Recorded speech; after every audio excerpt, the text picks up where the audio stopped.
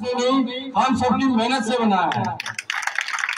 ऐसी मेहनत हमें हर जगह करने की जरूरत है और युवा हमेशा तैयार है, लेकिन वरिष्ठों का मार्गदर्शन का भी जरूरी है।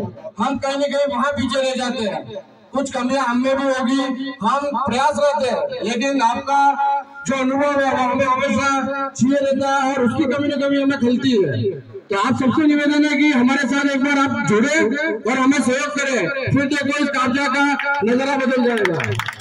मैं इसके साथ हमारे आराध्य देव भगवान परशुराम का जयकारा लगाएंगे। बोलो भगवान श्री परशुराम जी की। सभी वरिष्ठ जन, सम्मानित युवा साथी, माता बहने, आज गांव के लिए बड़े हर्ष का विषय है कि हमने एक बहुत बड़ी उपलब्धि हमारे गांव के लिए प्राप्त की है कि आज हमारे गांव में परशुराम चौक का अनावरण कार्यक्रम हुआ है और गांव में अब हमारे सर्व ब्राह्मण समाज के नाम से एक परशुराम चौक है। ये बहुत बड़ी उपलब्धि है क्योंकि गांव में हमारे यहाँ पर जो ब्राह्मण समाज रहते हैं, साथ ही सेवक समाज, तो हम अब ये मान के चले कि अब दो समाजें हमारी एक है, दो समाजें नहीं है, अब हम परशुराम के वंशज हैं और एक है। इस धारणा के साथ हमें आगे बढ़ना है।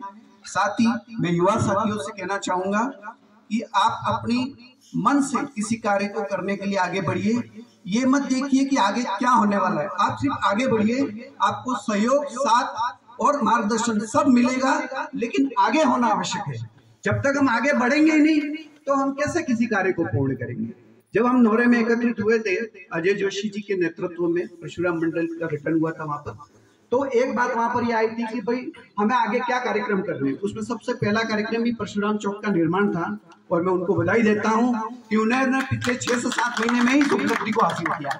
साथ ही सभी युवा साथी, वरिष्ठ जनों को एक बार पुनः बहुत बहुत धन्यवाद, आभार व्यक्त करता हूं कि आपके सहयोग, आपके मार्गदर्शन से ये संभव है।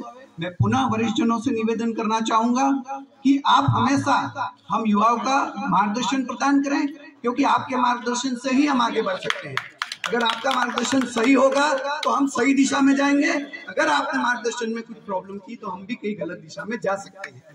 इसलिए आपका मार्गदर्शन मायने रखता है। मैं ये नहीं कह रहा, राजनीतिक आपकी अपनी है, राजनीति होनी भी चाहिए और अपने किसी पार्टी का अपन प्रतिनिधित्व कर रहे हैं तो उसमें आपको आगे बढ़ना है, लेकिन जहाँ समाज की बात आती है वहाँ राजनीति को एक तरफ रख देना चाहिए, समाज को सर्वोच्च प्राथमिकता देनी चाहिए। ये हमेशा ध्यान रखिए। पुनः आपको बहुत बहुत धन्यवाद, आभार। मैं अपने शब्दों को विराम देता हूं।